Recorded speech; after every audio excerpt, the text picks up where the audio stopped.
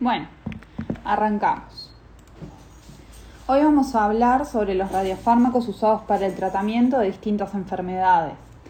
Luego de que se aisló el radio 226 por los Curies en 1898, los efectos biológicos de la radiación fueron descubiertos y bastante estudiados. Desde hace más de 6 décadas se han utilizado agentes radioactivos para el tratamiento de distintas enfermedades, por ejemplo, enfermedades proliferativas. Por ejemplo, se ha utilizado el iodo 131 para el tratamiento de cáncer de tiroides, el 89 estroncio y el fósforo 32 para la terapia del dolor asociada a metástasis ósea.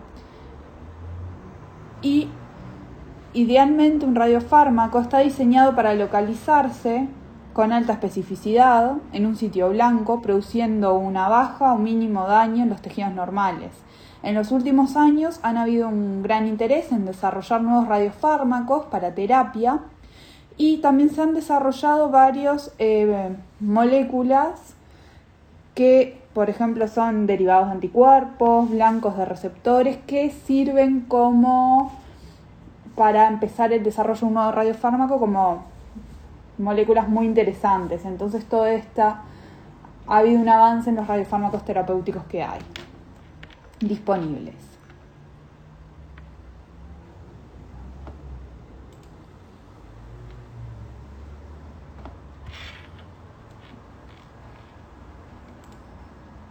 Hoy vamos a tratar distintos temas, vamos a repasar los tipos de radiación que hay, los efectos biológicos, perdón que se me pasó de la diapositiva, los radiofármacos de terapia que hay y vamos a ver distintos ejemplos. Bueno.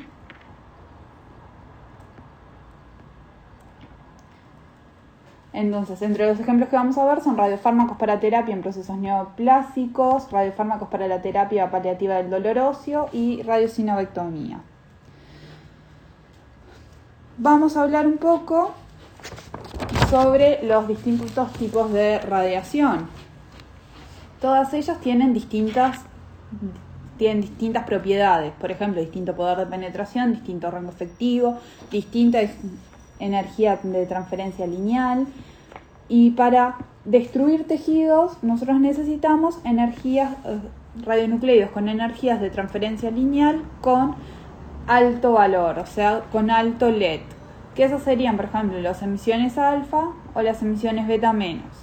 También nos sirven los radionucleidos que decaigan por captura electrónica o conversión interna, porque derivan en la emisión de un electrón de baja energía, por ejemplo los electrones Auger. Ahí nada más queríamos repasar un poco cómo era el poder de penetración. Sabemos que los alfa tienen un poder de penetración limitado, pero dejan toda su energía en un corto tramo. Las beta menos también tienen un escaso poder de penetración, rango de penetración, y dejan toda su energía en ese rango. Las gamma, en cambio, no. Las gamas tienen un alto poder de penetración, por ende tienen un bajo LED. Entonces las gamma van a ver que las vamos a usar solamente para diagnóstico y sin embargo las alfa y las beta menos para terapia. Por ejemplo, los emisores beta menos son los más utilizados, que vamos a ver también en la clase de hoy, para los distintos radiofármacos de terapia usados en la clínica. Las partículas beta son electrones de alta energía emitidas desde el núcleo con un espectro de energías continuo. Por eso siempre vamos a hablar de una energía beta menos máxima y una energía beta menos promedio, que yo les voy a mostrar de los distintos radionucleidos que veamos, que sean emisores beta menos, qué tipos de energía tienen. Y el rango de esos electrones es más grande que las de las partículas alfa, por ejemplo, y tienen una menor densidad de ionización en sus recorridos, o sea, un LED menor con respecto a los alfa, pero tienen un buen LED para poder ser utilizados en terapia. Hay distintos radionucleidos beta menos que tienen potencial para ser usados como agentes de terapia. Por ejemplo, vamos a ver el 32 fósforo, el 47 escandio, 64 cobre, 67 cobre, 89 estroncio, 90 itrio, entre otros. Los emisores alfa son partículas, o sea, son núcleos de helio cargados con mucha energía y que producen una mayor densidad de ionización a lo largo de su recorrido. Y son clasificados como una energía de radiación de alto LED. Son emisiones monoenergéticas que depositan toda su energía en un corto rango, usualmente entre 40 y 100 micras. Dado el poder de penetración que tienen y el alto LED, las partículas alfas tienen la capacidad de producir altos niveles de toxicidad y son muy efectivas en las células que tienen, por ejemplo, en ambientes hipóxicos. O sea, ¿se acuerdan de los ambientes hipóxicos que habíamos visto en el teórico de Galio? Que eran ambientes que tenían baja concentración de oxígeno. Entonces van a ver que existen más de 100 radionucleidos emisores alfa, pero van a ver que varios de ellos no los podemos utilizar en terapia porque poseen periodos de semidesintegración muy largos que no son compatibles con las aplicaciones que nosotros le queremos dar, que son aplicaciones in vivo. Entonces, otra desventaja que tienen es que muchos de los radionucleidos alfa son difíciles de producir en grandes cantidades con una pureza aceptable. Entonces van a ver que van a haber pocos radionucleidos alfa que vamos a ver hoy en la clase, pero cada vez se están viendo muchos más y están apareciendo muchos más. En esta diapositiva lo que queríamos ver era recordar un poco cuál era el efecto de las radiaciones sobre el ADN. Como nosotros ya sabemos, las radiaciones pueden producir daños de forma directa o indirecta en la célula. Cuando la radiación causa una excitación o una ionización en el sistema biológico, en particular cuando lo hace en moléculas críticas como pueden ser, por ejemplo en este caso que tenemos en la imagen, moléculas de ADN, puede causar una modificación o ruptura de estas por acción directa de la radiación, que es lo que vemos acá, el efecto directo de la radiación, que rompan distintas partes de esa cadena de ADN, por ejemplo. Esto es lo que le llamamos el efecto directo, y cuando ese efecto directo es causado sobre moléculas críticas, como pueden ser algunas proteínas, estructuras celulares, por ejemplo mitocondrias, organelos, lípidos de la membrana, o el ADN, que es la más crítica de todas ellas, puede causar efectos muy catastróficos en la célula que pueden desencadenar en la muerte celular. Como la célula es un sistema biológico que principalmente es un sistema acuoso, vamos a ver que las radiaciones van a depositar energía en moléculas intermedias, por ejemplo en moléculas de agua, y van a generar estos llamados radicales libres, que dan lugar a mecanismos secundarios o mecanismos que van a ser de parte de los mecanismos de los efectos indirectos de la radiación, porque van a generar esos radicales libres que poseen electrones desapareados y un alto poder reactivo. Entonces, tienen una vida media muy corta, pero son muy reactivos y atacan todo lo que se encuentra en su paso. Entonces pueden atacar todas estas estructuras que habíamos hablado, ya sean distintos organelos o moléculas críticas o el ADN, y pueden también dañar al ADN, a la célula y por ende llevar a su muerte, a la muerte celular. Van a ver que en el ADN es la molécula más crítica por la información que ella conlleva, que trae todo el material genético, y además porque posee grupos nucleofílicos en la desoxirribosa que pueden ser fácilmente atacables por estas especies reactivas. Entonces pueden agarrar y sufrir daño, pueden romper el esqueleto de los azúcares, pueden modificar las bases nitrogenadas, puede formar uniones cruzadas o puede generar mutaciones. Y todo esto nos va a llevar a la muerte celular. Cuando el daño es lo suficientemente grande, las proteínas que se encuentran en la célula no son capaces de reparar ese daño en tiempo y forma, y esa velocidad de reparación es mucho menor a la velocidad en la que se está generando todo este daño, y esto nos lleva a que obviamente la célula muera y que sea imposible repararla.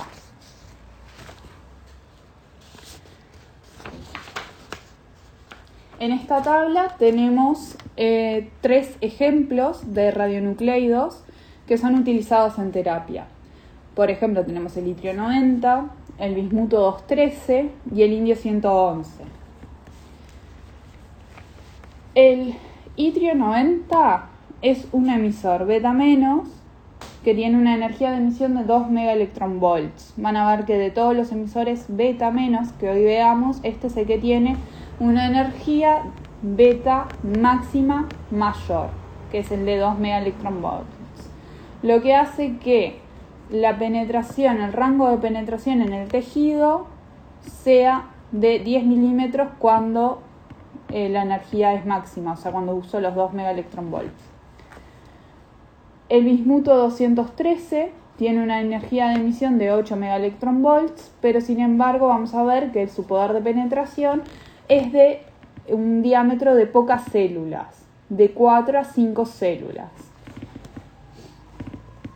En cambio, los radionucleidos, como por ejemplo el indio 111 que emiten electrones, son solamente efectivos cuando los radiofármacos son llevados dentro de la célula, internalizados y trabajan dentro del núcleo. Por eso decimos que el poder de penetración de esa emisión del indio 111 está confinado dentro de la célula. Dentro del núcleo, si yo tengo un indio 111, puede generar daños en el ADN porque el rango va a ser menor a 0,1 micras, o sea, estamos hablando de un rango muy pequeño. Entonces, cuando yo quiero diseñar un radiofármaco, yo tengo que tener estos rangos de penetración de los distintos radionucleidos muy claros. Cuando yo estoy hablando de partículas beta menos, yo sé que puede penetrar varios diámetros de células según el radionucleido que use y según su energía de emisión. Justo acá tenemos el itrio, que es el que tiene la energía más alta. Si yo uso alfas, sé que su poder de penetración va a estar dado por una pequeña cantidad de células, pero si uso un emisor de uno que emita electrones de baja energía, vamos a ver que solamente van a generar daño si el radionucleido entra dentro de la célula, y de preferencia si entra el núcleo es mucho mejor porque me aseguro de que mata a la célula. Entonces esto es un desafío, desarrollar radiofármacos de terapia utilizando estos emisores de electrones de baja energía. Es más fácil hacer radiofármacos con emisores beta menos y emisores alfa, porque con estos me tengo que asegurar que tengo que asegurarme que mi radiofármaco ingrese dentro de la célula y de preferencia al núcleo. Eso es algo muy importante. En la siguiente tabla tenemos algunos de los radionucleidos que se utilizan para terapia, van a ver que tenemos distintos tipos de emisiones, distintos periodos de semidesintegración y distintos rangos en los tejidos. Obviamente yo voy a elegir mi radionucleido dependiente del tipo de emisión, las propiedades físico-químicas, las propiedades del periodo de semidesintegración, la farmacocinética de ese radionucleido, el costo que tenga tener ese radionucleido en mi radiofarmacia y obviamente la disponibilidad. El periodo de semidesintegración es una propiedad crítica para el diseño de distintos radiofármacos de terapia, porque tiene que obviamente ser compatible con que el radiofármaco llegue al sitio blanco y, por ende, que se biodistribuya previamente por todo el cuerpo del paciente. Van a ver que tenemos emisores beta menos, acá tenemos todos, los primeros son beta menos, y tenemos algunos que son de horas y otros que son de días. Por ejemplo, el rhenio 188 tiene un periodo de semidesintegración de 17 horas. Después tenemos, por ejemplo, el yodo 131, que es 8 días. Entonces eso lo tengo que tener en cuenta para yo elegir cuál voy a utilizar. La disponibilidad también del radionucleido es algo importante, porque, por ejemplo, si yo lo puedo obtener mediante un generador, está muy interesante porque es mucho más fácil y menos costoso que tenerlo que disponer de un reactor o un ciclotrón. De esta lista de los que tenemos acá, el 188 reño se puede obtener de un generador. El 90 itrio, el primero, también. Y el bismuto 213, no el 212 que tenemos acá. Entonces eso los hace que se utilicen mucho más con respecto a los otros, ¿no? Y de la tabla acá que ustedes ven, el 90 itrio, el 89 estroncio, son emisores beta menos puros, y el resto todos emiten rayos gamma de baja energía acompañando la emisión beta menos. La emisión de fotones en baja abundancia está bueno que esté, es aceptable porque me permite tomar imágenes durante el proceso de tratamiento del paciente. Y así puedo confirmar que el radiofármaco se captó correctamente, se biodistribuyó en los distintos órganos que debía biodistribuirse y permite también realizar cálculos dosimétricos de qué órganos y qué tejidos son los más críticos. Van a ver que en la tabla solamente tenemos 2 emisores alfa y por ejemplo el 2,11-astato, que tiene un periodo de semidesintegración de 7,2 horas, es producido en un acelerador de partículas, pero se utiliza en radiofarmacia en los lugares donde tienen acceso a este radionucleido. Después, ahora, últimamente, se está viendo el 225 actinio cada vez más como emisor alfa utilizado en radiofarmacia. Se están haciendo cada vez más desarrollos con este radionucleido, lo cual es muy bueno porque tiene un periodo de semidesintegración de 10 días. No está acá en la tabla, pero yo se los quería comentar para que sepan que es un radionucleido que se está viniendo con mucha fuerza. Decae a Francio 211 por emisión alfa y tiene la limitación obviamente de que se tiene que producir en un ciclotrón, que se produce en baja cantidad, pero cada vez están optimizando más el proceso de obtención de este radionucleido. Entonces cada vez tenemos más radiofármacos marcados con este radionucleido. Solamente para recordar, un radiofármaco es una sustancia que tiene un átomo radioactivo en su estructura, la forma farmacéutica, cantidad y la calidad de la radiación hace que estos puedan ser administrados a seres humanos con fines o diagnósticos o terapéuticos. Nosotros nos vamos a basar obviamente en los fines terapéuticos de ellos. Usualmente un radiofármaco es preparado, se administra al paciente, usualmente suele ser intravenosa, pero sin embargo vamos a ver ejemplos que hay otros que se administran vía oral, también hay administraciones, por ejemplo, en el sitio que se quiere tratar, o sea, por ejemplo, ya sea el tumor, se inyecta radiofármaco dentro del tumor. O sea, son administraciones mucho más complicadas, más complejas con respecto a la intravenosa, pero existen también. El radiofármaco vamos a ver que se acumula en los distintos sitios, en los sitios blanco, y la energía emitida por ese radionucleido va a ser el responsable de destruir los tejidos. Los radiofármacos de terapia nosotros pretendemos que tengan una alta pureza radioquímica. Van a ver que por farmacopea no le vamos a pedir un 90% de pureza radioquímica como a veces pedíamos en los radiofármacos diagnósticos, sino que vamos a pedir que tenga una pureza mucho más alta, de un 95% de preferencia, porque estoy usando un radionucleido que destruye los tejidos, entonces yo quiero que destruya solamente el tejido que yo quiero tratar, no otros tejidos del paciente. Entonces van a ver que la pureza radioquímica es un aspecto muy importante.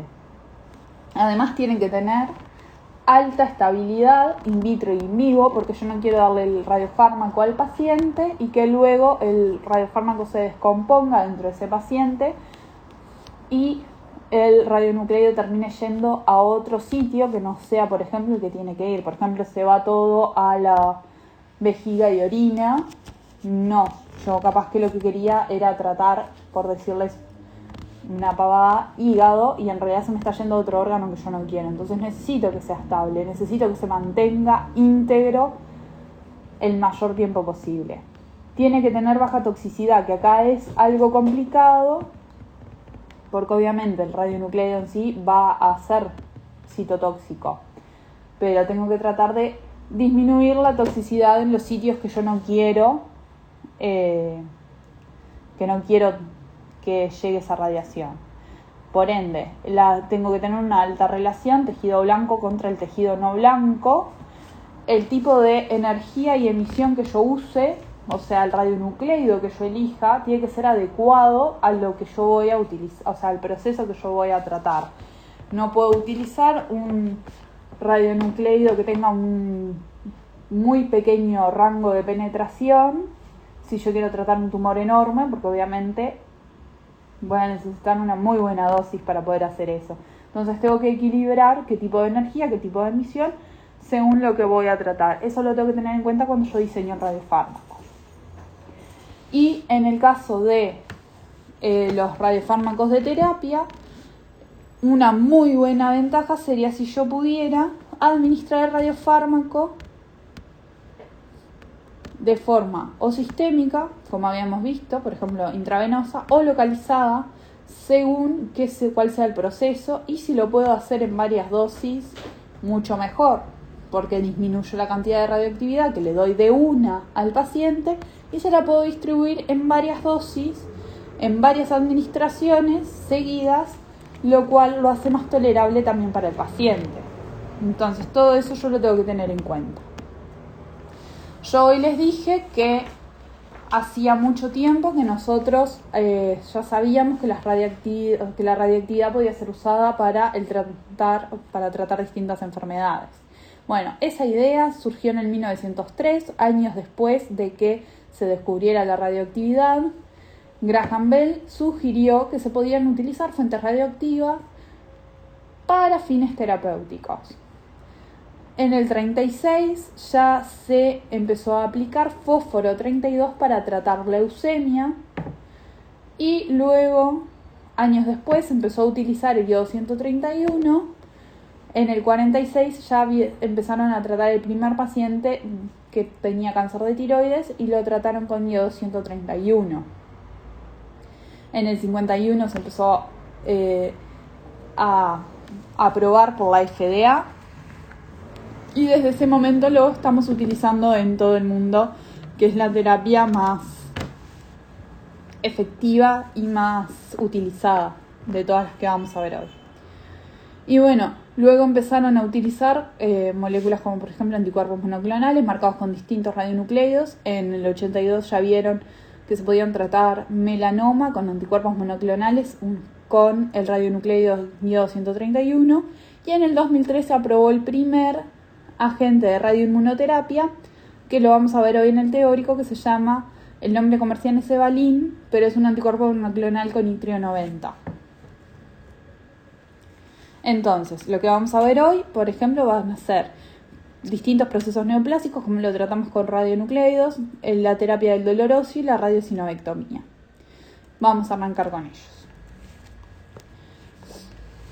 En el tema de los distintos procesos neoplásicos, nosotros sabemos que existe también la radioterapia externa para poder tratar varios de ellos. Pero van a ver que el uso de radiofármacos tiene ventajas frente a la radioterapia externa. Y algunas de ellas son estas. Cuando nosotros tratamos un paciente con terapia con radiofármacos, nosotros vamos a irradiar mayoritariamente el tejido blanco. Sin embargo, cuando yo hago radioterapia externa, yo tengo que dirigir el haz de radiación y va a tener que atravesar varios tejidos hasta llegar al tejido que yo quiero tratar. Entonces no solo voy a irradiar el tumor, sino las distintas capas de piel y tejidos y músculo que yo tenga hasta llegar hasta ese tumor, por ejemplo. Entonces la terapia con radiofármacos es una ventaja. No le genero todo ese daño al paciente. También la terapia con radiofármacos me va a permitir tratar metástasis sin necesidad de saber dónde están ubicadas. Yo para la radioterapia externa necesito saber la localización del tumor primario y de las metástasis en caso si hubieran, para poder irradiar y poner el foco de radiación sobre cada uno de esos sitios. Yo dándole un radiofármaco de terapia, mientras que el radiofármaco se absorba, se capte, se vaya juntando, digamos, se vaya acumulando en el sitio donde hay metástasis, esos lugares yo sé que van a quedar tratados, no los tengo que buscar ni conocer previamente para poderlos tratar. Vamos a ver el tratamiento de cáncer de tiroides con iodo 131, el linfoma no Hodgkin con 2 anticuerpos monoclonales, uno que es el que les dije que tenía itrio 90 y otro que tiene iodo 131. Y vamos a ver la terapia de los tumores neuroendocrinos con lutecio dotatate, que ya más o menos algo vimos cuando tuvimos la clase de Gali. En esta imagen lo que ustedes ven es la primera terapia con iodo radioactivo, que como ya les había dicho, había comenzado en los años 40. Esto fue el 31 de marzo y a la paciente que tenemos en imagen se le administró una mezcla de iodo 131 y iodo 130, que se ve que era lo que tenían disponible. Bueno, acá en imagen pueden ver las características del iodo 131. Este posee un periodo de semidesintegración de 8,02 días y decae por emisión beta menos con gamas asociadas de 364 kiloelectronvolts y 637. La emisión beta menos promedio es de 0,1 megaelectronvolts y la máxima es la de 0,6 megaelectronvolts, que es la que ven acá en la tabla. Siempre van a ver la máxima. Las partículas beta menos del iodo 131 van a depositar su energía en un rango máximo de 2,2 milímetros más o menos. El promedio es 0,4. O sea que más o menos eso es lo que logra penetrar la energía de este radionucleido. Al poseer el iodo 131, esa radiación gamma asociada, es posible ver el progreso, o sea, la biodistribución de ese radiofármaco que se haga de forma correcta y realizar una dosimetría durante el proceso. La terapia en general es segura, efectiva, bien tolerada por la mayoría de los pacientes. ¿Para qué se usa ese iodo 131? Para erradicar células de carcinomas diferenciados de tiroides. ¿De qué tipo son estos carcinomas diferenciados de tiroides? De tipo folicular o papilar. Hay otro tipo de cáncer de tiroides que no capta iodo, entonces no se puede utilizar. Entonces solamente estos dos tipos de cáncer de tiroides son los que se pueden tratar con ioduro de sodio radioactivo. Y también se puede tratar las distintas metástasis que tenga en el cuerpo el paciente. Luego de una tiroidectomía, o sea, cuando se le saca la glándula tiroides a un paciente mediante cirugía, cuando tiene cáncer de tiroides, lo que se le suele hacer al paciente es una dosis de iodo ablativa. O sea, lo que se le da son de 100 a 200 milicurí, con el fin de eliminar todo tejido tumoral restante que pueda haber quedado por la cirugía o distintos sitios de metástasis que no se hayan tenido en cuenta. Ustedes recuerden que en la cerquita acá de la tiroides, nosotros atrás teníamos las paratiroides. Entonces, al paciente se le tiene que resacar solamente la tiroides, pero hay que dejarle las paratiroides. Entonces, se trata de sacar la mayor cantidad de tejido de tiroides, pero sin remover las paratiroides. Eso para el cirujano es algo bastante complicado. Entonces, si llegara a quedar algo de tejido de tiroides ahí, sabemos que lo vamos a matar con esa dosis de iodo que le demos al paciente. Para lo otro que se utiliza es para el tratamiento de hipertiroidismo asociado a la enfermedad de Graves. El hipertiroidismo es una enfermedad en la cual la glándula tiroides trabaja mucho más de lo que debería estar trabajando. Entonces, ¿qué hace? Produce mucho T4 y esos tirocitos que están en la tiroides están muy acelerados, digamos. Entonces, si yo le doy una dosis de iodo, mato alguno de esos tirocitos y disminuyo la función de esa glándula a valores más normales. Entonces el paciente no tiene esa enfermedad, o sea, le disminuyo la enfermedad al paciente. No es el uso más común, lo más común es utilizarlo para el tratamiento de cáncer. Entonces, ¿cómo se realiza esto? Al paciente se le administra el iodouro de sodio radioactivo en vía oral. Este se puede administrar en cápsulas o en solución de iodouro de sodio. La solución de iodouro de sodio es una solución líquida, clara, incolora, que tiene, además del iodouro de sodio radioactivo, tiene agentes reductores con el fin de minimizar que ese iodo pase a, o sea, que ese iodouro pase a yodo, y se acuerdan que el yodo es volátil. Entonces, nosotros queremos que la radioactividad quede toda en forma de iodouro, que es la forma que me sirve a mí administrárselo al paciente.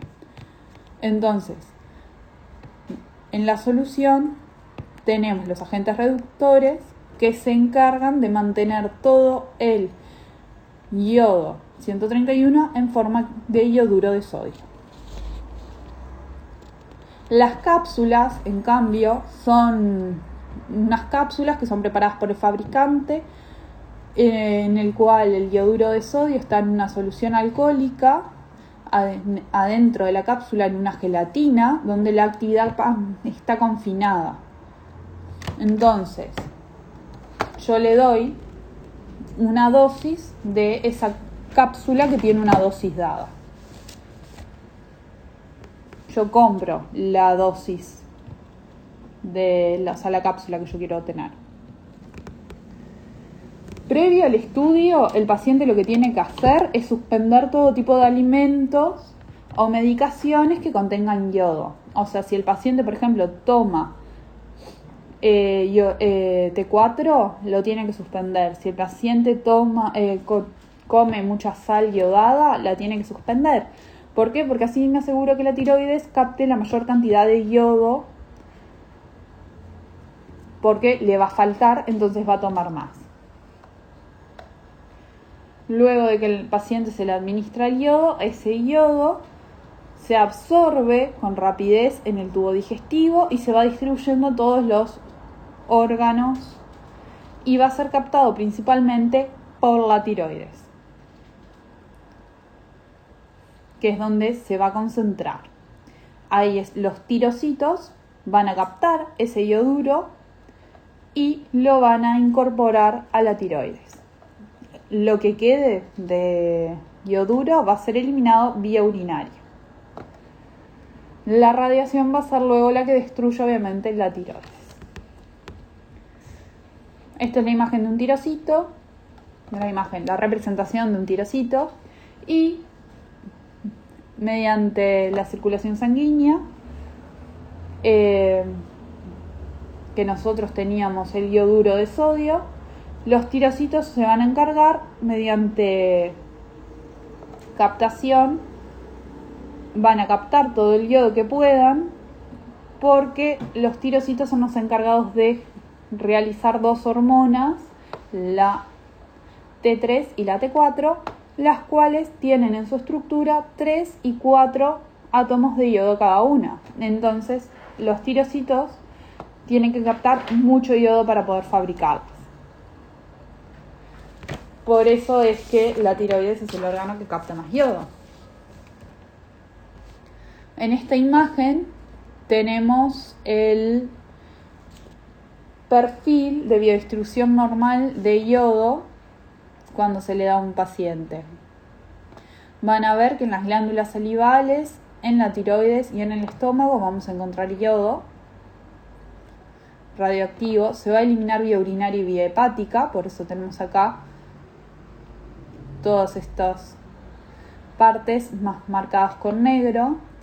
Y cuando tenemos un paciente al cual se le hizo terapia con yodo, tenemos que tener cuidado, porque obviamente la saliva de ese paciente, la orina de ese paciente y cualquier otro tipo de excreta va a estar contaminada con yodo.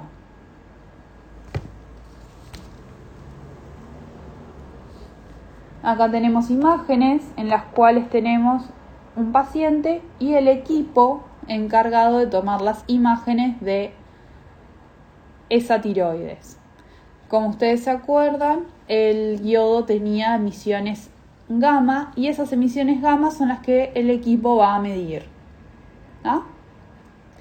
Y vamos a obtener este tipo de imágenes. Ahora vamos a ver el uso de la radioinmunoterapia para el tratamiento del linfoma no Hodgkin. La radioinmunoterapia es una terapia que utiliza anticuerpos monoclonales marcados con radionucleidos. Los anticuerpos son glucoproteínas del tipo de gamma globulinas que se concentran en la sangre.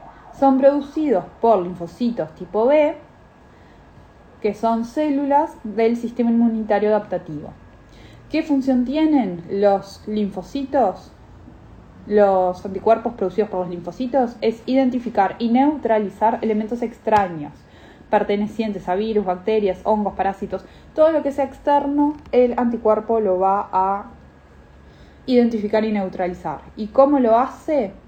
El anticuerpo tiene la capacidad de reconocer un antígeno específico. Un antígeno específico puede ser cualquier molécula que esté en la superficie de una célula a la cual el anticuerpo se una. Entonces, los anticuerpos monoclonales son anticuerpos idénticos entre sí, son todos producidos por un clon del linfocito, o sea que todos los anticuerpos van a ser todos idénticos entre sí, diseñados para actuar frente a una diana concreta. O sea que, por ejemplo, este anticuerpo puede ser producido específicamente para tratar, por ejemplo, una bacteria en particular. Va a reconocer a esa bacteria en particular. Entonces yo, mediante esa característica de los anticuerpos, yo puedo utilizar para reconocer otras características presentes en las células, por ejemplo, de cáncer. Nosotros en una célula normal tenemos distintas proteínas, lípidos, receptores presentes en la membrana plasmática, en la membrana, que se encuentran en un número normal. Sin embargo, cuando yo tengo una célula cancerosa, muchas de esas proteínas pueden verse sobreexpresadas, o sea, pueden estar en mayor cantidad con respecto a la de una célula normal. Por ejemplo, algún receptor puede estar sobreexpresado de manera no normal. Entonces, esa molécula que está en mayor cantidad con respecto a otras en las células normales, o sea, puede ser utilizada como blanco de mi radioinmunoterapia. Entonces, yo me baso en esa característica que tiene la célula cancerosa para yo generar anticuerpos específicos contra esa molécula en particular. Entonces, con el anticuerpo indicado, yo puedo reconocer un antígeno de la superficie celular que esté sobreexpresado. Y eso es lo que yo hago en la radioinmunoterapia. Tengo un anticuerpo que va frente a una proteína que está sobreexpresada en una célula cancerosa y esos anticuerpos, todos igualitos entre sí, me van a reconocer esa proteína y por ende me van a reconocer esa célula maligna. ¿Qué ventajas tiene la radioinmunoterapia? Yo tengo varios antígenos que están sobreexpresados en distintas patologías. En el caso del cáncer sirve tanto para tratar el tumor o las metástasis, porque esos antígenos están sobreexpresados tanto en el tumor primario como en cualquier metástasis que haya en el cuerpo. O sea que esa molécula la voy a encontrar en cualquier parte de que haya cáncer. Entonces, con la radioinmunoterapia voy a tratar el tumor y las metástasis. No necesito tener un sistema inmunitario que esté funcionando correctamente para poder utilizar la radioinmunoterapia, porque como yo voy a hacer que algunos anticuerpos que están marcados vayan y lleven la radiación, no necesito tener ayuda del resto del sistema inmune para poder generar una terapia en el paciente. Tenemos el efecto del fuego cruzado, que se los voy a explicar ahora en la próxima diapositiva, que me sirve para matar más células. Y voy a matar más a las células tumorales que a cualquier otra célula que tenga en el cuerpo, porque esas células tumorales van a ser las que tengan ese antígeno expresado. Y yo les estaba hablando del efecto del fuego cruzado. Este efecto permite matar células que no tengan el antígeno expresado o que lo tengan expresado pero que un anticuerpo no se unió a él. Por ejemplo, tengo acá este anticuerpo que está marcado con un radionucleido, se une a esta célula. A esta célula la va a matar. Sin embargo, como mi radionucleido tiene un poder de penetración de varias células, si es que sea un emisor beta menos, tiene un rango de penetración de milímetros, o sea, no va a matar varias células. Y si es, por ejemplo, un emisor alfa, puede tener de 4 a 5 células de rango, o sea que esta muere, y si hubieran dos más acá también morirían. Eso es el efecto del fuego cruzado, o sea que yo llevo un anticuerpo con el radionucleido y me mata no solo a la que tiene presente el antígeno, sino a varias células más. Entonces, con un anticuerpo puedo matar varias células. O sea que eso hace que se pueda matar células que no son identificadas por el anticuerpo. O sea, no es necesario que el anticuerpo se una al antígeno para matar esas células, porque tengo el poder de penetración, el rango de penetración de ese radionucleido que me permite llegar a más células que solamente a la que estoy unida.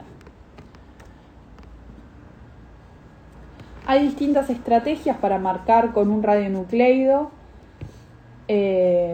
un anticuerpo monoclonal, y tengo que obviamente elegirlo según qué radionucleido yo vaya a utilizar. En el caso de radiofarmacia es muy común utilizar radioisótopos del yodo o utilizar otros metales, por ejemplo metales trivalentes como el 90 itrio o el 111 indio. Entonces, si yo quiero marcar con radiometales, yo voy a necesitar unir ese radiometal a la proteína mediante un agente bifuncional, que ya los estuvimos viendo en el teórico de Galio. Lo más común es utilizar un agente bifuncional, como por ejemplo los poliaminocarboxilatos que habíamos visto, como por ejemplo los derivados de DTPA o de DOTA. ¿Cómo los puedo unir? Uno, el agente bifuncional a, por ejemplo, azúcares que están presentes en los anticuerpos, o grupos aminos laterales de lisinas que estén presentes en el anticuerpo. Entonces puedo agarrar y unir ese agente bifuncional, o también los tioles de las cisteínas. Si yo quiero marcar con radioisótopos del yodo, simplemente con iodar una tirosina ya estoy marcando la proteína, o sea, no es necesario usar un agente bifuncional. ¿Y cómo hago para iodar? Mediante métodos oxidonatativos, por ejemplo el método de la cloramina T, capaz que ya los vieron en el teórico de yodo. El primer radiofármaco que vamos a ver es el 90 itrio ibritumumab tiuxetan. El nombre comercial de este radiofármaco es Cevalin. Tiene de radionucleido el 90 itrio. El anticuerpo que utiliza es el ibritumumab y como agente quelante usa el tiuxetan. Entonces, vamos a empezar desde el principio. El anticuerpo, el ibritumumab, tiene como blanco el clúster de diferenciación 20, que es el CD20 que ven acá, que presentan los linfocitos B. Los linfocitos B presentes en el linfoma no Hodgkin tienen una sobreexpresión de este antígeno de superficie celular, el CD20. Entonces, este anticuerpo reconoce ese antígeno presente en esos linfocitos.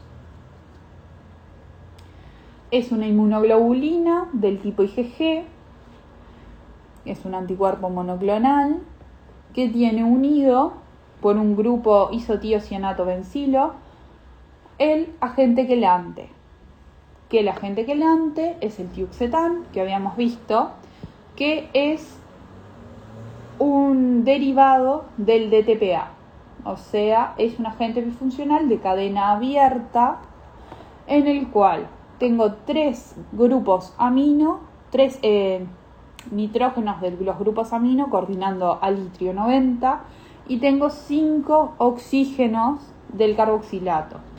O sea que tengo un número de coordinación de 8 para este itrio 90. El itrio 90 es un emisor beta menos, es un beta menos puro, que era el que tenía mayor energía máxima. ¿Se acuerdan? Tenía 2,2 megaelectronvolts de energía beta menos máxima. Entonces se utiliza para el linfoma no Hodgkin, que es un linfoma, es un cáncer de células B, que las células B son un tipo de células presentes en el sistema inmunitario del paciente. El tratamiento lleva de 7 a 9 días porque hay que hacerle una administración previa al paciente de un fármaco, que también es un anticuerpo monoclonal, que le elimine todo el resto de los linfocitos de circulantes al paciente, de manera que me queden solamente los que están causando el cáncer, o sea, los que están en mayor cantidad, que van a ser los del cáncer, circulando para que la terapia sea más efectiva. Se da una dosis de 0,4 milicurie por kilo y nunca debo exceder los 32 milicurie como dosis total. Obviamente esta terapia tiene efectos secundarios, que son por ejemplo las citopenias y las reacciones secundarias. Las citopenias son la disminución de las distintas líneas sanguíneas en el paciente.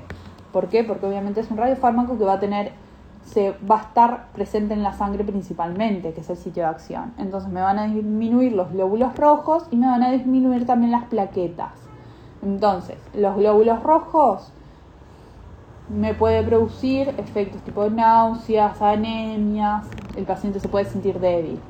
Y las plaquetas, que son las encargadas de la cicatrización de la piel, entonces el paciente puede presentar alguna hemorragia. Por eso es que hay que tener cuidado. Acá vemos un ejemplo de un paciente al cual se le administró una FDG y se le hizo un PET-CT previo al tratamiento con este radiofármaco, con el 90 itrio ibritumumab tioxetán, y luego de 2 administraciones de este radiofármaco. Entonces, previo al tratamiento vemos varios sitios que están con puntitos negros, con color más intenso, que son sitios donde está este linfoma, y luego de 2 administraciones vemos unos muy buenos resultados porque ya no vemos toda esa cantidad de puntitos negros, sino que vemos una imagen mucho más clara, mucho más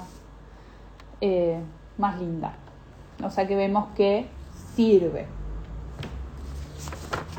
También tenemos el iodo 131 tositumumab, que el nombre comercial es Bexar, que también es un anticuerpo monoclonal marcado con iodo 131.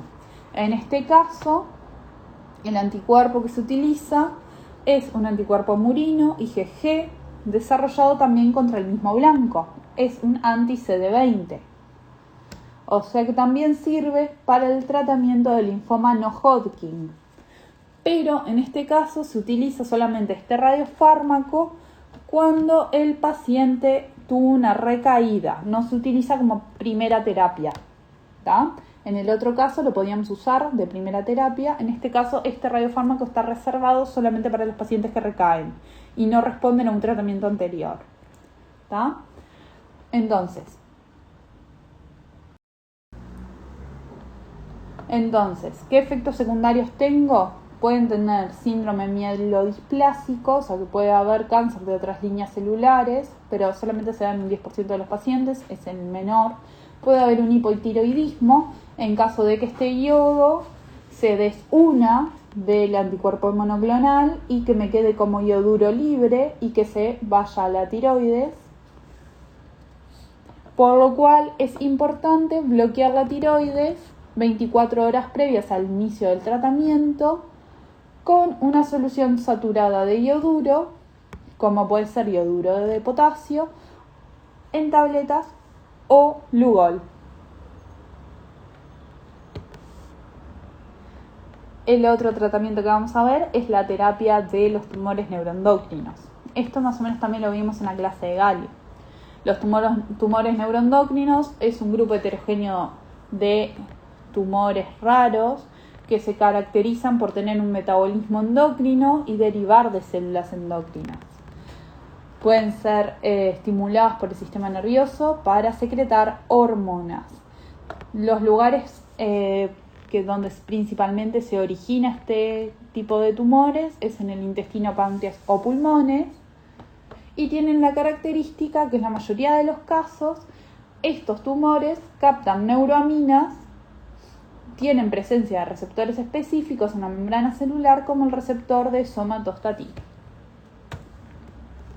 Ya habíamos hablado en el teórico anterior de la somatostatina, que era una hormona peptídica que teníamos dos isoformas y que tenía una secuencia conservada en las dos, en la más corta y en la más larga, que se une a distintos receptores, que son los receptores de somatostatina, que son los receptores de membrana acoplados a proteína G, que están expresados en alta densidad en las células neuroendocrinas tumorales.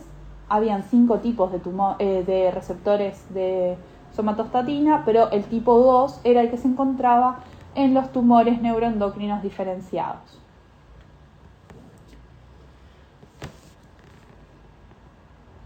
En esta tabla vemos distintos distintos en realidad radionucleidos que se han propuesto para el tratamiento de tumores neuroendocrinos. Vemos que está el indio, el itrio, el lutecio, el cobre, el escandio, el terbio, el actinio y el bismuto.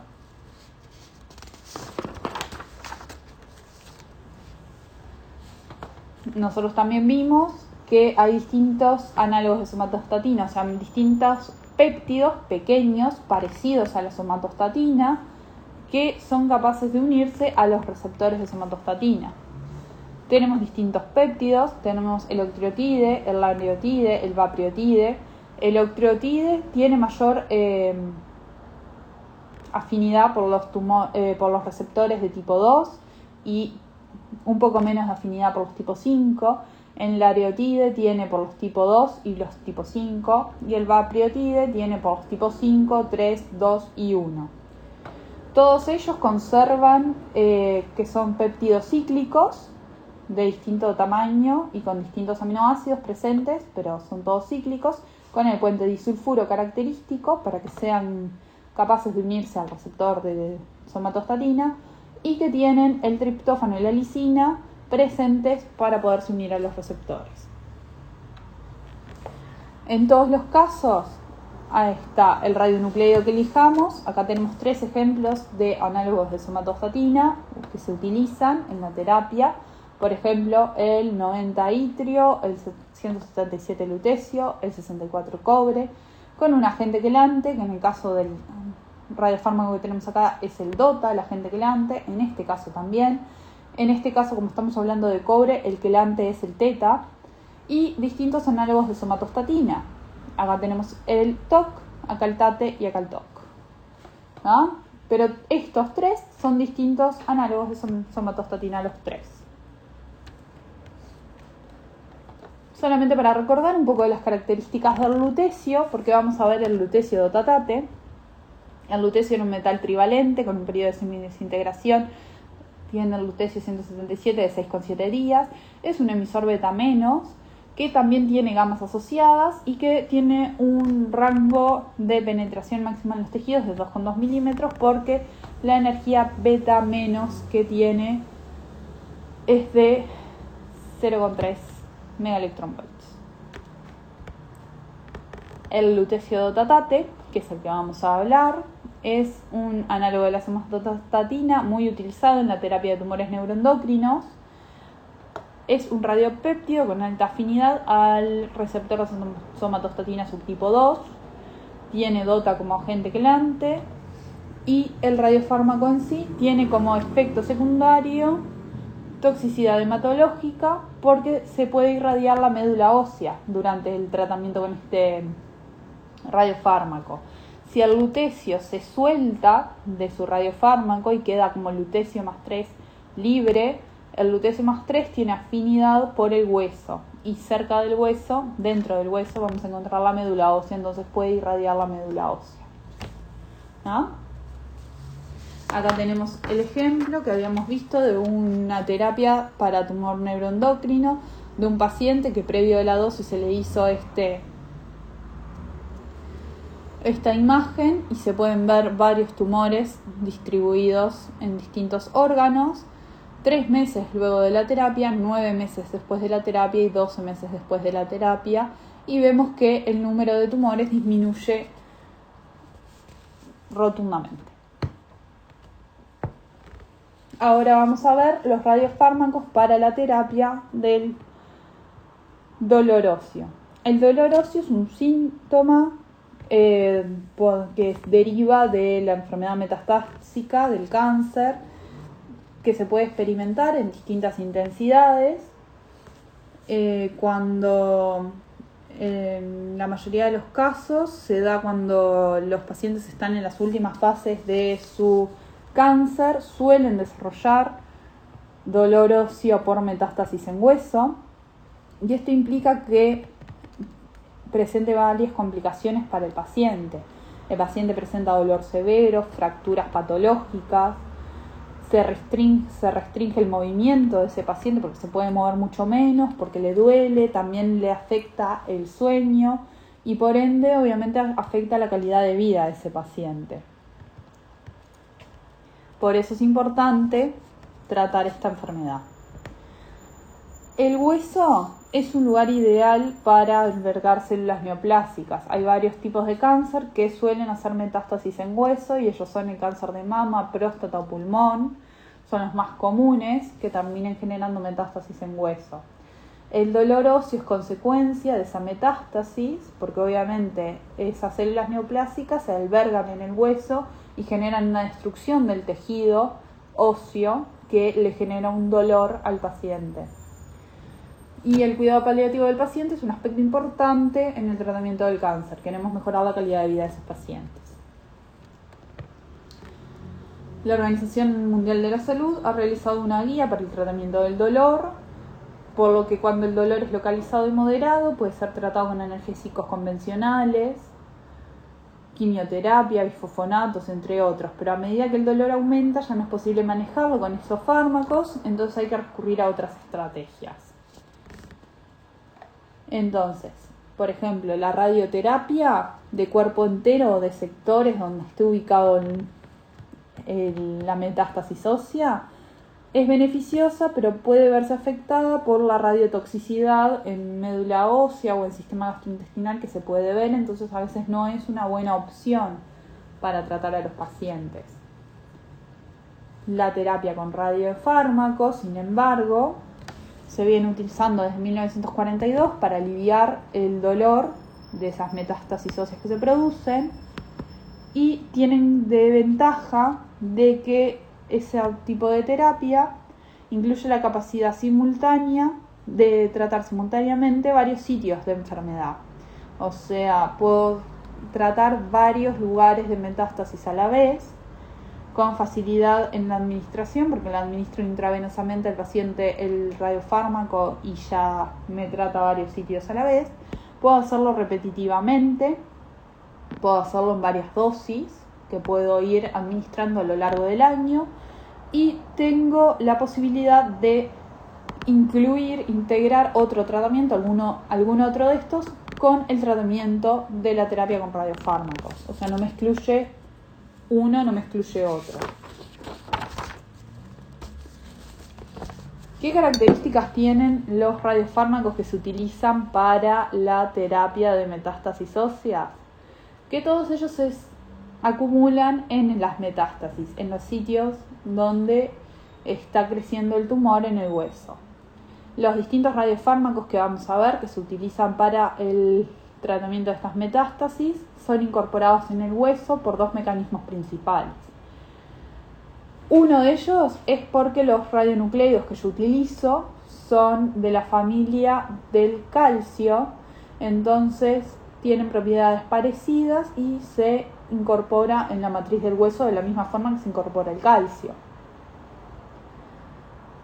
Cuando uso otros radionucleidos que no son de este grupo de la tabla periódica, ya no se hace de esa forma la incorporación del radionucleido al hueso, sino por ejemplo cuando yo uso los fosfonatos, el fosfonato se incorpora en la matriz del hueso y me lleva el radiofármaco asociado, el radionucleido asociado. Entonces ahora vamos a ver un poco de ejemplos de los dos tipos. La mayoría de los radionucleidos que yo utilizo son emisores beta menos, de baja energía. Por ejemplo, tengo el 89 estroncio, tengo el 153 amario, 177 lutecio y el renio 186 o 188. Es necesario que tengan un periodo de semidesintegración corto, pero no muy corto, porque obviamente no se lo puedo dar y a la media hora que ya no tenga radiofármaco. Entonces tienen que tener un periodo de semidesintegración no muy corto. Es útil que tengan emisiones gamas para poder ver el patrón de captación en hueso, cuál es, o sea, dónde está acumulándose el radiofármaco en los huesos. Y también es deseable que tengan baja toxicidad en médula ósea, lo cual a veces es medio complicado, pero es deseable que posean baja toxicidad. Acá tenemos 3 radiofármacos que han sido aprobados por la FDA para el tratamiento de estos dolores por las metástasis óseas. El primero de ellos fue el estroncio 89. La primera aplicación de estroncio 89 fue en el 1940 y se utiliza para obviamente el tratamiento del dolor óseo producido por estas metástasis. Tenemos el Samaria 153 unido al Lexidronam y tenemos el radio 223 en forma de cloruro de radio. Vamos a ver todos estos ahora más en profundidad. Acá tenemos distintos radiofármacos que se han estudiado para este tipo de terapia. Van a ver que son muchos. La gran mayoría de esos son emisores beta menos. Vamos a empezar con el primero de ellos, el cloruro de estroncio 89.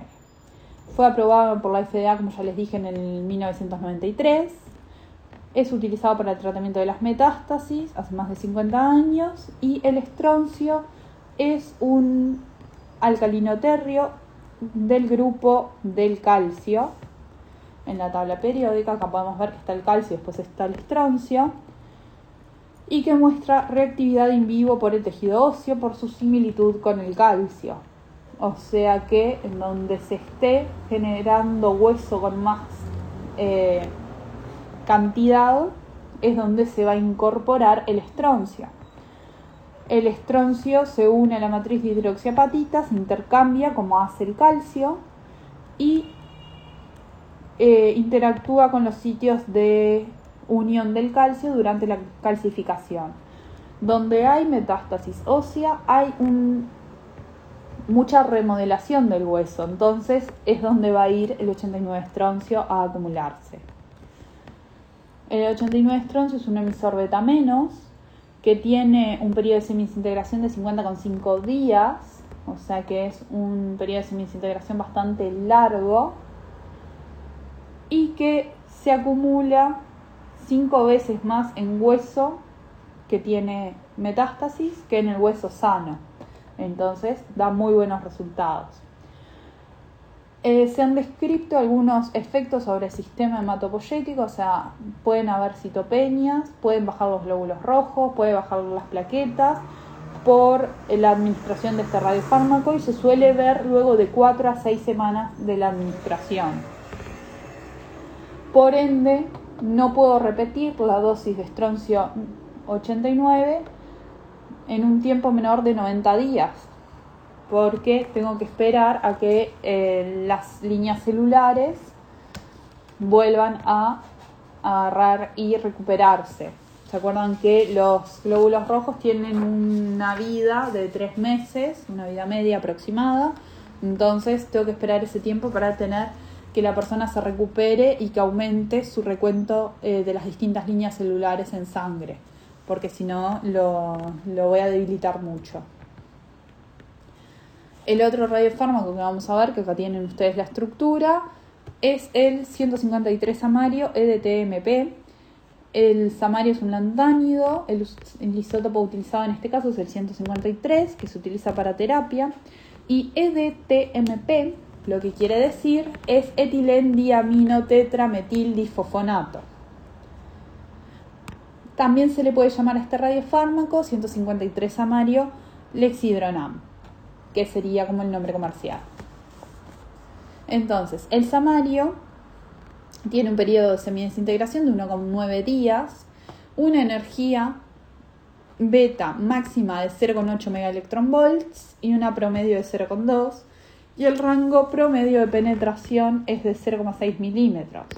Posee gamas asociadas de 103 kiloelectronvolts que sirven para controlar y monitorear la administración y la biodistribución de este fármaco. El periodo de semidesintegración de 1,9 días lo hace medio complicado para poder enviarlo en tiempo y forma y que llegue sin que se caiga mucho, pero puedes enviarlo del lugar de donde se fabrica al lugar, a la radiofarmacia. Es posible, o sea, no es que sea imposible, como si, por ejemplo, los radiofármacos PET, o sea, en este caso se puede. La dosis que se utiliza es de 37 megabecquereles, y también tenemos obviamente en todos estos el efecto adverso es la mielosupresión, las citopenias. Lo que pasa con este radiofármaco es que se va concentrando en la zona limítrofe entre el hueso y la metástasis. El bifosfonato se va a unir a esa matriz de hidroxiapatita que se está recambiando y va a llevar al radionucleido consigo, o sea, lo va a llevar él. Acá ven una imagen de un paciente. Esta es la imagen anterior, esta es la posterior de un paciente que posee metástasis óseas. También tenemos el 186 reño HEDP. También puede hacerse 188 reño EHDP. Acá les traje nada más el 186. Y HEDP quiere decir hidroxietilendifosfonato. También es un bifosfonato que utiliza el reño, que es un metal de transición, para llevar la dosis de radiación. El reño 186 es un emisor beta menos con una energía de beta menos máxima de 1,07 megaelectronvolts y una promedio de 0,35 megaelectronvolts. Tiene un periodo de semidesintegración de 3,7 días, lo cual hace más fácil el transporte con respecto al samario que habíamos visto anteriormente. También es un bifosfonato, o sea que funciona de la misma forma que el samario que vimos previo. También tenemos problemas con lo que es la mielotoxicidad, que obviamente depende de la dosis que yo le dé, pero se han reportado casos de mielotoxicidad. Pero también es muy eficaz. Se ha visto que entre el 60 y 80% de las veces el paciente queda con una disminución del dolor. Y el último de ellos que vamos a ver es el cloruro de radio. Este radiofármaco está indicado solamente para pacientes que sean adultos con cáncer de próstata resistente a la castración, con metástasis óseas, sintomáticas y sin metástasis viscerales conocidas. O sea, el paciente que puede utilizar este radiofármaco es solamente un paciente que tenga cáncer de próstata, que sea resistente a la administración de terapia hormonal para la castración hormonal, que tenga metástasis en hueso, que le duelan y que no tenga metástasis en ningún otro órgano. O sea, el paciente tiene que ser un paciente muy particular. El radio 223 es un emisor alfa con un periodo de semidesintegración de 11,43 días y tiene una energía alfa de 5,7 megaelectronvolts y 5,6. También tiene gamas asociadas. Tiene un rango de penetración promedio de 0,1 milímetro y tiene una alta energía lineal de transferencia, o sea, deposita su energía en ese rango, o sea que lo hace muy letal a las células que capten este radio. Como pueden ver, el radio decae a una serie de distintos radionucleidos. Vemos que el radio 223 decae a radón 219, que también es un emisor alfa, que decae a su vez a polonio 215, que también es un emisor alfa, que decae a plomo 211, que es un emisor beta, que decae a bismuto 211, que es un emisor alfa, que decae a talio 207, que es un emisor beta menos, y que al final decae a plomo estable 207. En esta serie de decaimiento, el radionucleido con mayor periodo de semidesintegración es el radio. Todos los otros van a ver que son de segundos, milisegundos o minutos. O sea que son de periodos de semidesintegración muy cortos. Y en esta serie de decaimiento también hay gamas asociadas, además de la gama del radio, pero que no están puestas acá. Solamente para simplificar la serie de decaimiento. El radiofármaco que se le administra al paciente es cloruro de radio, que imita el calcio, porque también el radio es de la familia 2A de los alcalinoterrios, al igual que el estroncio. Se acumula en las zonas de metástasis, forma complejos con la hidroxiapatita porque imita el calcio y se coloca en los mismos sitios donde se uniría el calcio con la hidroxiapatita, y tiene la ventaja de que yo no necesito ajustar la dosis en pacientes que sean ancianos con insuficiencia renal o insuficiencia hepática, porque este radiofármaco no se elimina vía urinaria como los anteriores. Entonces no tengo que ajustarles las dosis a ese tipo de pacientes, que son pacientes además complicados. Puedo tener también efectos sobre la médula ósea, pero bueno, es un emisor alfa, no un beta menos, como los que vimos anteriormente, o sea que se han descrito en menos cantidad estos efectos. Lo último que vamos a ver hoy son los radiofármacos utilizados en la radiosinobectomía. Hay distintas enfermedades inflamatorias en las articulaciones que son muy comunes. Muchas de estas se pueden tratar con esta radiosinobectomía para detener la progresión de la enfermedad y mejorar obviamente la función articular. Y eso es lo que vamos a ver hoy. ¿Qué es la radiosinobectomía? Es una terapia en la que se inyecta material radioactivo en la articulación, o sea, no se inyecta intravenoso, sino que se inyecta en el sitio donde yo quiero tratar, en la articulación que esté, que tenga enfermedad, o sea, que esté con dolor, que tenga enfermedad inflamatoria, para tratar la sinovitis, o sea, la inflamación de la membrana sinovial presente en esa articulación. Esta práctica está recomendada en distintas patologías en las cuales haya una inflamación del tejido sinovial en la articulación. Acá mostraríamos una imagen de una articulación normal y una articulación en la cual nosotros tenemos inflamación. Aumenta la cantidad de líquido sinovial, hay un desgaste en los tejidos de los huesos y cartílagos y por ende todo esto causa un dolor al paciente. ¿Cuáles son esas enfermedades? La artritis reumatoidea, la artritis reactiva crónica, sinovitis villonodular, hemartrosis en pacientes hemofílicos, artrosis u osteoartrosis activa. O sea, son varias enfermedades que se benefician del tratamiento con la radiosinobectomía. ¿Qué ventajas tiene la radiosinobectomía? Es que es un procedimiento rápido de mínima intervención en el cual el paciente es un paciente ambulatorio, no se tiene que quedar internado porque yo simplemente lo que hago es inyectarle en la articulación a tratar el radiofármaco correspondiente. No necesito darles ni hacer una cirugía ni una anestesia, simplemente un pinchazo a través de la articulación para poder ingresar el radiofármaco. La duración de la rehabilitación es mínima, la dosis que va a recibir el paciente también es mínima, por eso puede ser un paciente ambulatorio, o sea, no hay riesgo de que ese paciente vaya a su casa, porque la dosis va a estar confinada a esa articulación y la dosis va a ser pequeña y va a ser de un emisor de un poder de penetración muy bajo, o sea que no va a estar irradiando a nadie más, o sea que es todo ventaja. Tengo la ventaja de que le puedo tratar varias articulaciones a la vez, por ejemplo, varias articulaciones de los dedos de las manos, rodilla, por ejemplo, y no tengo casi efectos secundarios.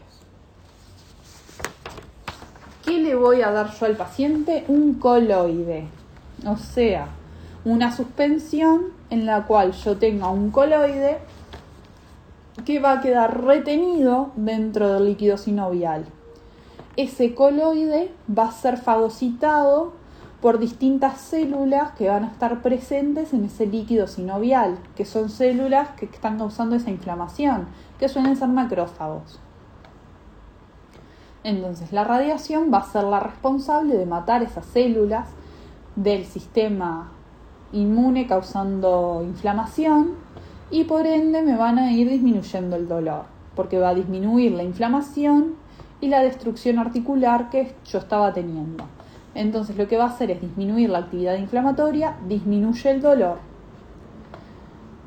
En una articulación normal yo tengo de 2 a 4 capas de células de profundidad recubriendo la membrana sinovial. Cuando yo, por ejemplo, tengo una articulación con sinovitis, tengo de 10 a 12 capas, o sea, todo eso yo lo voy a poder matar, lo voy a poder disminuir mediante el uso de radiofármacos. Necesito que sean coloides para que no se vayan de la articulación y para que sean fagocitados por los macrófagos, porque los macrófagos, fagocitan distintas partículas que encuentren en el medio. Entonces, acá tenemos 3 ejemplos de radiofármacos disponibles para radiosinobectomía. Entonces, en todos ellos son emisores beta menos con una partícula de coloide que tiene un tamaño entre 1 y 10 micras. Tengo un radiofármaco en el cual tengo coloide de citrato con itrio 90, sulfuro con renio 186 o 169 herbio con citrato. Entonces tengo en todas ellas, son coloides con este tamaño de partícula y según el radiofármaco que yo elija va a ser para qué articulación lo puedo yo usar. Por ejemplo, el que usa 90 itrio sirve para articulaciones grandes por el poder de penetración del itrio, que ustedes se acuerdan que tenía un rango bastante amplio porque era el que tenía una energía beta menos más alta de todos los radionucleidos beta menos que hemos visto. Entonces me va a servir para articulaciones grandes. El renio 186 me sirve para articulaciones de tamaño mediano, como puede ser un hombro, un codo, una muñeca, una cadera. Y el herbio va a ser para articulaciones pequeñas, como por ejemplo las de los pies y manos. ¿Tá? Entonces, para la radiosinobectomía, yo tengo distintos radiofármacos según cuál sea la articulación a tratar. Y cada una tiene su radionucleido y su compuesto que va a estar en forma de coloide. ¿Está?